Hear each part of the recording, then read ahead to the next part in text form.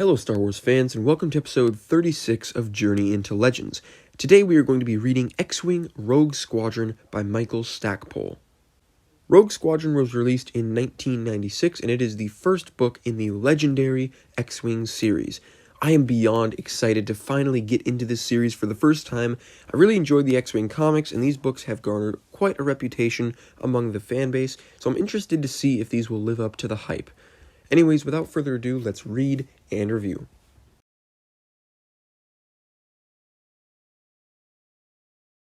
Alright, so the first book of the series is about the reformation of Rogue Squadron. Wedge Antilles brings the squadron back from retirement, but not the same as it once was. Of course, we still have Wedge, and we still have Tycho Selchu, who was one of my favorite characters from the comic books, and his storyline that's set up here has me really excited. But the rest of the squadron consists of fresh blood, new recruits. Now, there are a few of these new rogues that I really like. First, there's Corran Horn, who's kind of our protagonist in this book. Now, if you've seen my review for the X-Wing comics, you'll know that those were my introduction to this character, and while there was nothing really special about his character there, I really liked him here. Not only is he a great fit for the squadron, I found that he was a fantastic choice to be the protagonist. I found him to be very relatable, and his inner turmoil was very interesting to me. A few others that I liked included Corran Horn's wingman, Oral Quirg, who isn't a very complex character, but I did enjoy his early conversations with Corran, especially about his species. Another character I really liked was Rogue Squadron's protocol droid M3PO, who they call M-Tray. But other than them, I found the rest of the pilots to be rather one-note and forgettable. Some other characters I did like were General Salm and Mirax Tarek, both of which showed up in the comics, and the Imperial characters Kierton Lore and Yasan Isard, who we'll talk about next.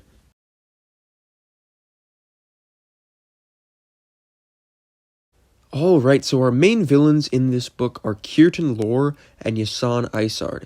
Kierton Lore is an intelligence officer who appeared in a minor role in the comics, and he has some past connection to Corran Horn through their shared history in Coruscant, which is Corellian security. At first, I wasn't too keen on his character. He felt like your average, everyday Imperial character, but over the course of the book, he did end up winning me over, mainly because he was a very interesting POV character. And throughout the book, I really enjoyed his vendetta and manhunt for Rogue Squadron.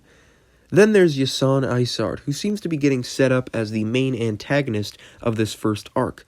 We didn't get much of her in this book, but of what we did get, she just feels like a discount Thrawn or Dala to me. I'm sure she'll get more development as the books go on, but right now, there just isn't much to work with.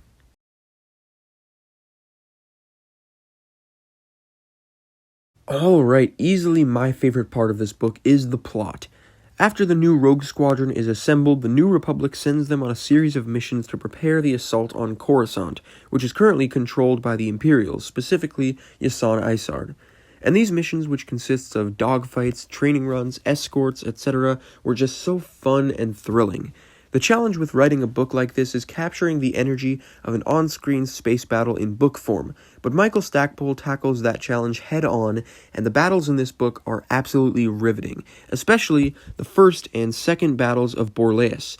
Basically, Borleas is a planet near Coruscant that the New Republic selects as a staging ground for their assault on the capital world, and so they send a Rogue Squadron as part of the task force intent on capturing this planet.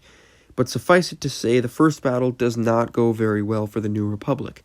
Half of Rogue Squadron is destroyed, the general in charge of the battle is killed, and New Republic forces retreat after just 10 minutes of fighting. But when all hope is lost, Corran Horn comes up with a new plan to take Borleas, and it works. The New Republic wins the day, and they take the planet. These two battles were just so exciting and so energetic. The planning and the execution of not only the New Republic's counterstrike, but also the Empire's initial ambush were so satisfying. And if it's anything like these battles, I'm really excited to read about the liberation of Coruscant. Hopefully, next book.